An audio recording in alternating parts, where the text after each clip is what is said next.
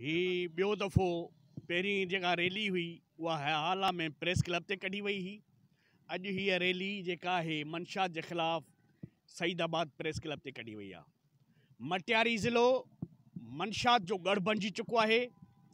गुटको, आफ़ीम, शराब, Heron, cheers उहे को ग़रीब माण्हू कोन थो हलाए, उहे वॾा माण्हू था हलाइनि, जिन खे हितां जे इंतिज़ामिया जी ऐं मथनि वॾा अहलकारनि जी सरपरस्ती हासिलु आहे। छा मिसकीन माण्हूअ खे ताक़त आहे जो मिसकीन माण्हू अहिड़ा धंधा हलाए? उहे तमामु ताक़तवर ऐं सफ़ेद पोश माण्हू आहिनि जेके मटियारी ज़िले जे मासूम ॿारनि जे नसुनि में ज़हर पिया पालीनि ऐं असांजे नस्ल असांजे मिसकीन माण्हुनि खे तबाह ऐं बर्बाद करण जो हुननि मनसूबो ठाहे छॾियो आहे त जीअं ग़रीब माण्हू जेके आहिनि उन्हनि जो औलाद हीरोन, चर्स ऐं आफ़ीम में वरतल हुजे। हाला हाई स्कूल हुजे, सईदाबाद हाई स्कूल हुजे, मटियारी हाई स्कूल हुजे, छोकरनि जे खीसे में चर्स जा ॻोढ़ा, आफ़ीम जा रोड़ा ऐं हीरोइन जूं जेके पुड़ियूं पियल आहिनि, इहो कंहिं दाख़िल कयूं आहिनि। ही असांजे माण्हुनि खे पंहिंजे सुजाॻीअ जो दर्स ॾियणु खपे, पंहिंजे माण्हुनि खे बचाइण लाइ अॻिते वधणु खपे त चंद मफ़ाद परस्त जेके हिन हीरोन, चर्स ऐं आफ़ीम मां पैसा ठाहे मटियारी ज़िले जे माण्हुनि जो नसुल कशी पिया कनि। ही एटम बम खां वधीक ख़तरनाक जंग आहे जेका असांजे मासूम माण्हुनि सां खेॾी पई वञे।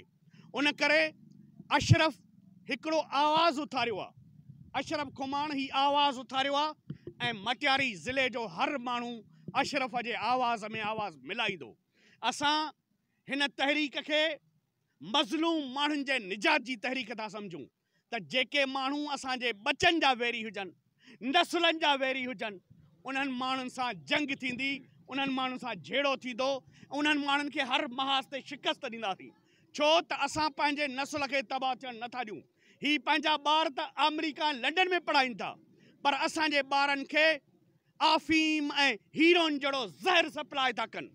ख़बर कान्हे हिते कंहिंखे त हिते हीरो ने आफ़ीम केरु थो आणे?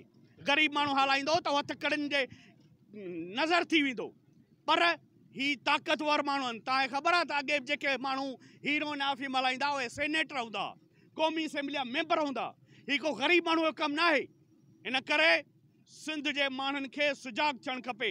ही नशे जे आड़ में असांजे माण्हुनि जो क़त्ल था कनि। एटम बम ऐं बंदूक ऐं गोलियुनि सां एतिरा माण्हू कोन मुआ आहिनि जेके नशनि सां मुआ आहिनि। तव्हां हली ॾिसो त दरगाहुनि ते उते असांजा माण्हू हीरोइन में लेथड़नि पिया, नशे में तबाह पिया थियनि।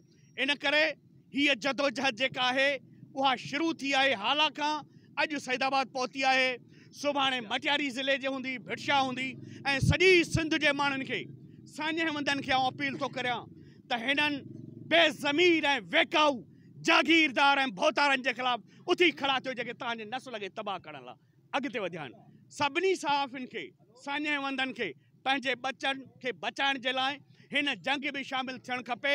उन्हनि जी निशानदेही करणु खपे त हीरोइन केरु थो हलाए, गुटको केरु थो हलाए, ज़ेड पुड़ियूं केरु थो हलाए, मिसकीन माण्हू छा हलाईंदो। हीउ सभु वॾनि माण्हुनि जो खेल आहे, हीउ टिकसाट आहे त माण्हुनि खे तबाह ऐं बर्बाद करियूं। जीअं हुननि जी तइलीम तबाह हुजे, सिहत तबाह हुजे, उहे हिन मुआशिरे में को किरदारु अदा न कनि। उन करे ग़रीब माण्हुनि खे पंहिंजे बचनि जे नसुल लाइ सोचण लाइ हिन हीरोइन जे ख़िलाफ़, हिन चर्स जे ख़िलाफ़, हिन मंशात जे ख़िलाफ़ हिन तहरीक में हिननि दोस्तनि जो साथ ॾियणु खपे त जीअं असां पंहिंजे नसुल खे बचाए सघूं।